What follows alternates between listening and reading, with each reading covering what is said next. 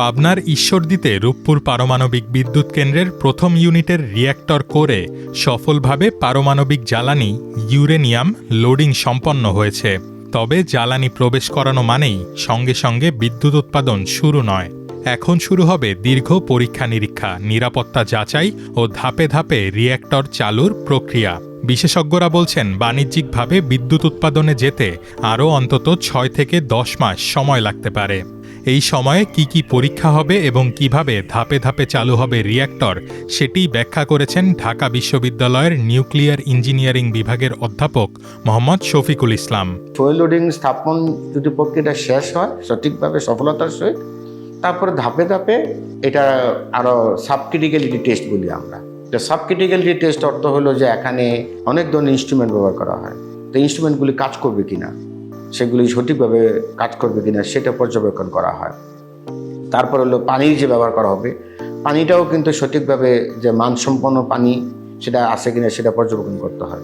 তারপরে control rod যার মাধ্যমে ফুয়েল অ্যাসেম্বলি ফুয়েল রডগুলো ওঠানামা করবে, সে কন্ট্রোল রডগুলো কিন্তু কোন পজিশনে থাকবে, কতটুকু থাকলে রিয়্যাক্টর পাওয়ার সাথে জড়িত, এগুলো ওইটারও কিন্তু পজিশনিং করে এগুলোকে মেজার করতে হয়। তা অনেকগুলো এগুলি নিয়ে পরীক্ষা নিরীক্ষা করতে হয়। এইটাকে বলে আমরা সাবক্রিটিক্যালিটি টেস্ট। তারপরে আছে যে ইমার্জেন্সি, যে ডিজেল জেনারেটরগুলো রেডি আছে কিনা, যদি কোনো কারণে পাওয়ার ফেল করে তাহলে জরুরি ব্যবস্থাপনার জন্য যে বিদ্যুৎ সরবরাহ করার জন্য যে ডিজেল জেনারেটর সঠিকভাবে কাজ করছে কিনা। আবার রিয়্যাক্টরে যদি পরবর্তীতে তাপ উৎপন্ন প্রসেস যদি শুরু হয়, তাহলে এটা শীতলীকরণ করার জন্য যে পানি সরবরাহ ব্যবস্থা, ইমার্জেন্সি কোর কুলিং সিস্টেম, সেটা রেডি আছে কিনা, নিশ্চিতভাবে কাজ করবে কিনা সেটা পরীক্ষা নিরীক্ষা করা হয়। এই যে দীর্ঘ প্রসেসগুলোর কথা বললাম, যে প্রক্রিয়াগুলো, সেটা সাবক্রিটিক্যালিটি টেস্ট ফুয়েল লোডিংয়ের পর। তারপর হলো ক্রিটিক্যালিটি টেস্ট। ক্রিটিক্যালিটি টেস্টটা হলো এটার মাধ্যমে আমরা তাপ উৎপাদন শুরু করব। টোটাল তাপ উৎপাদনের সক্ষমতা হলো 1200 মেগাওয়াটের জন্য 3200 মেগাওয়াট।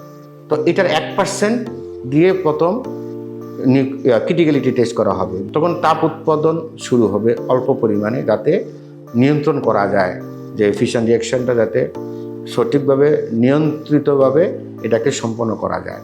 এই প্রসেসটা হলো তাপ উৎপাদন করবে, কারণ তাপ উৎপাদন থেকেই কিন্তু পরবর্তীতে বাষ্প হয়ে টারবাইন চালাবে, জেনারেটর চলবে, তারপরে বিদ্যুৎ উৎপাদন করে সঞ্চালন লাইনে বিদ্যুৎ সরবরাহ করবে। তো যে তাপীয় সক্ষমতা 1% যে ক্রিটিক্যালিটি টেস্ট করলাম, তারপর আরও আস্তে আস্তে এখন একটু 5% যাব, 10% যাব, 15% যাব, এভাবে করে আমরা আবার টারবাইনের জেনারেটরের সিনক্রোনাইজেশনটা টেস্ট করব। তারপরে জেনারেটরের মধ্যে কত ভোল্টেজ, কত ফ্রিকোয়েন্সি, কত ফেজ তৈরি করতেছে, জেনারেটর এগুলো পরীক্ষা নিরীক্ষা করবে।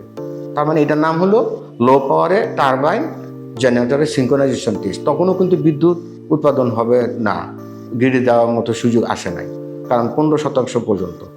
তারপরে যাব এগুলো, যে টারবাইন জেনারেটর সিনক্রোনাইজেশন যখন সাকসেসফুলি পরীক্ষা নিরীক্ষা সম্পন্ন হবে, তখন পরবর্তী ধাপে যাবে যে first grid connected electricity generation.